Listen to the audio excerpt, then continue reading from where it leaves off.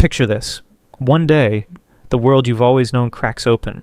You see through the illusions, the chase for success, the masks we wear, the noise of it all. For a fleeting moment you feel alive, like you've touched the edge of the universe. But then, something shifts. The fire that once drove you flickers out. You're not depressed, not lost, but empty. The things that used to light you up, your goals, your dreams, your hustle, they feel like echoes from a life that no longer fits. You're standing in a quiet, unfamiliar void, whispering to yourself, why don't I care anymore? If this sounds like you, stay with me. This isn't just a story about losing motivation. It's about what happens when your soul decides it's time to rewrite your entire script. Drawing from the timeless wisdom of Carl Jung, we're diving into the mystery of what happens after a spiritual awakening, and why that strange, sacred emptiness might be the most powerful gift you've ever received. Buckle up, because this journey is about to get real, raw, and deeply inspiring. Part 1. The awakening that shakes your world. Imagine waking up one morning and realizing the game you've been playing your whole life, the chase for approval, the race for success, the need to be someone, was all an illusion. That's what a spiritual awakening feels like. It's not just a light bulb moment, it's a lightning bolt that splits your reality in two. You see the patterns, the ego, the stories you've told yourself, and for a moment, it's exhilarating. You're free, but then the high fades, the silence creeps in. You stop chasing, you stop caring, not in a reckless, I'm done with life way, but in a quiet, almost haunting way. It's like your soul turned off the music and forgot how to dance. I remember a friend of mine, Mia, a radiant soul who devoured books by Eckhart Tolle and Rumi. She was all in, meditating, journaling, chasing enlightenment. Then after a brutal breakup and a dark night of the soul, she had her awakening.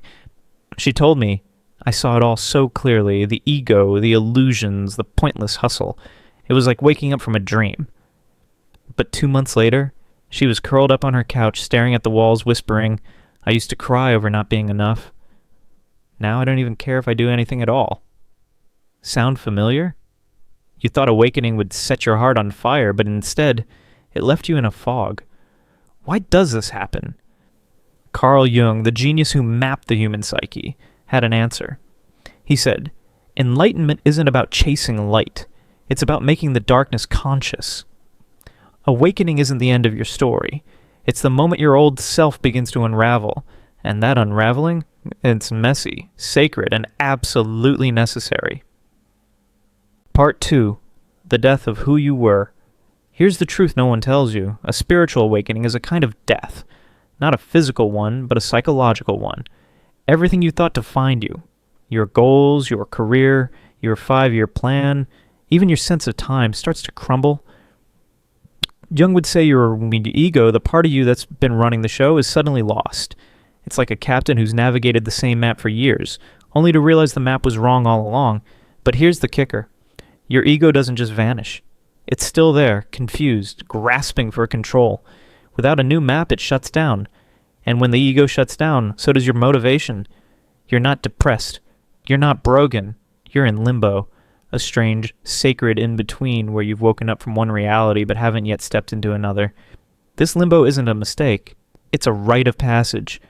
Jung called it the path to individuation, the journey of becoming your truest, most authentic self. But our modern world, it doesn't do well with pauses. We're taught to hustle, to grind, to do. So when you hit this void, you might feel like you're failing. You're not. You're on the cusp of something extraordinary. This emptiness, it's the soil where your soul's planting new seeds. Part 3. The sacred pause. Let's get real for a second. This post-awakening fog doesn't look like the glossy spiritual highlight reels on Instagram. It's not meditating on a mountaintop or writing poetic quotes in a journal. It's sitting in silence, feeling like the world is moving on without you. It's staring at your to-do list and wondering, what's the point? It's the moment you realize the goals that used to light you up. Get the promotion, buy the house, win the applause, feel like costumes that no longer fit. Jung had a name for this phase, an enantiodromia, the moment when everything flips into its opposite. You go from, I have to do it all, to why do anything? It's like your inner pendulum swings from frantic striving to soul-deep stillness. And that stillness? It's not laziness. It's sacred. In ancient myths, this is the hermit's cave, the cocoon where the caterpillar dissolves into goo. You're not a butterfly yet. You're not even a caterpillar anymore. You're just becoming. This is where most people get stuck. Our world mislabels this pause as failure. We judge ourselves thinking we're broken because we're not productive. But Jung would grab you by the shoulders and say, this is where the magic happens. This void is where your psyche is doing its deepest work. It's stalling your hustle on purpose, forcing you to feel, to witness, to reclaim the parts of yourself you've buried. Your soul's whispering, let go. I'm building something bigger. Part 4, The Shadow and the Gold.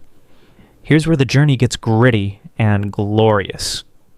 Jung believed that true awakening requires facing your shadow, the parts of you you've hidden, ignored, or shoved into the dark. Your fears, your shame, your unhealed wounds. Modern spirituality often skips this part, preaching high vibes only or just follow your joy. But Jung? He'd tell you that if you skip the darkness, you skip the gold. That sacred pause you're in, it's giving your shadow space to rise. Your psyche is wise. It's hitting the brakes on your motivation, so you have no choice but to face what's been buried. Maybe it's the fear of not being enough. Maybe it's the grief you never let yourself feel.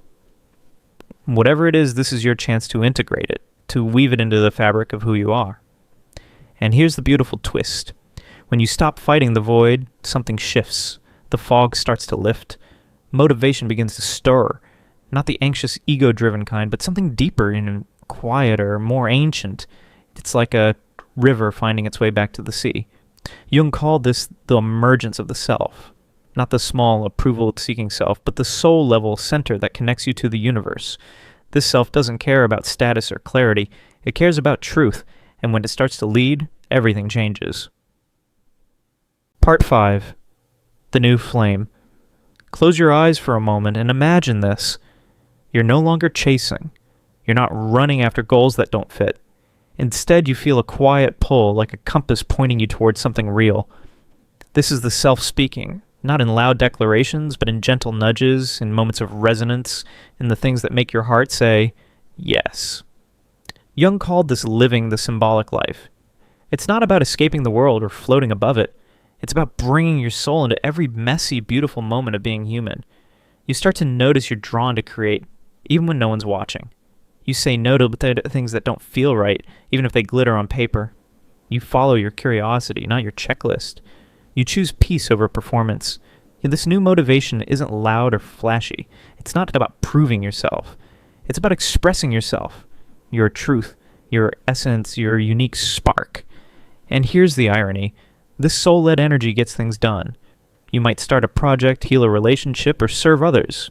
Not because you should, but because your whole being says, this is who I am. Living from the self doesn't mean you'll never feel tired or confused. You're still human. You'll still have days when the fog creeps back in.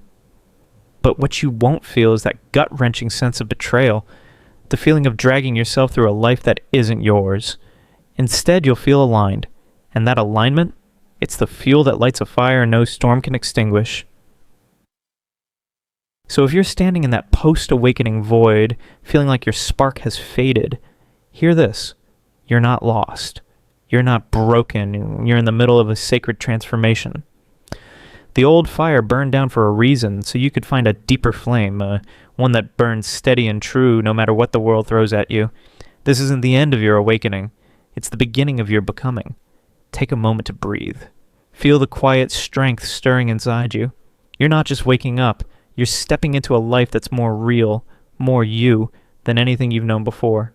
If this journey resonates with you, if it's helped you name the unspoken things you've been carrying, drop a comment below, share your story. Let's walk this path together. And if you're hungry for more wisdom, more truth, more ways to navigate this wild, beautiful ride of being human, hit that subscribe button.